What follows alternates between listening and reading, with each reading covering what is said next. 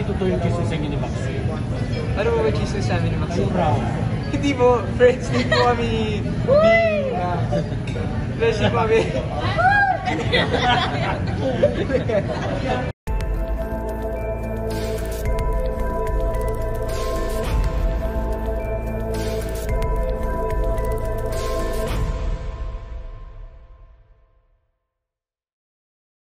Can you share us yung paano naging sa yung friends ng dalawa? Bata pa ng kayo. Not so bata. Not so bata. Ako ko nun? 13 years. 13 din ako nun. Grabe ka naman sa akin. Pero ginagawa mo naman ako madali. Now we were both 13. Sa workshop po kami nagkakilala.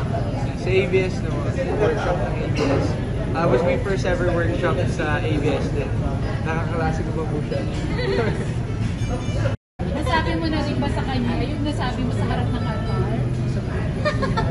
Grabe. Parang hindi naman. Parang hindi naman po yung gano'n. Hindi naman ganun. Saya ka sa misteryo na to. Ganun pala kalalim mo sa Tagalog sa Elias.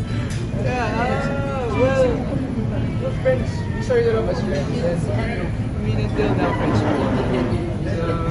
Pero sa tingin niyo, may pupuntahan? May pupuntahan po ko after. Yes po, pero po na kailangan. May pupuntahan yung friendship? Well, who knows? Even we don't know that. We don't know for sure, pero only future will tell. Only time will tell. Malalaman po. Malalaman po. Last time kasi na na-interview namin si Mia, sabi niya hindi pa siya ready na magkakaroon. Totoo naman. Totoo naman po. I know for a fact na hindi po already to have a girlfriend with everything that's been happening. I'm sure na both of us want to focus on our careers. Hindi totoo yung chismis sa inyo ni Maxine. Ano ba ba chismis sa amin ni Maxine? Yung brown. Hindi po, friends din po kami friends din po kami.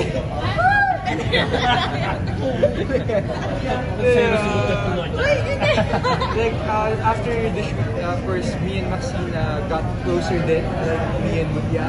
And I feel like siguro dun po yung misunderstanding na baka may something kami since, well, we've gotten closer na hindi naman po kami ganun before. And well, kami pong dalawa ni Mutia since before, we've been close and very public to the media na friends kami. So I feel like dun po na ganun misunderstanding. So si Mutia pwedeng ligawan ng iba. Si Mutia pwede rin mahin sila. Ganun ba yun? Well, parang wala naman po kami karapatan to tell each other kung, you know.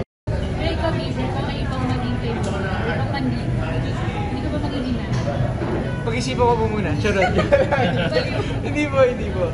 Well, yun nga po. Friends naman po talaga kami. I feel like yung happiness po of each other was something na matutuwa kami.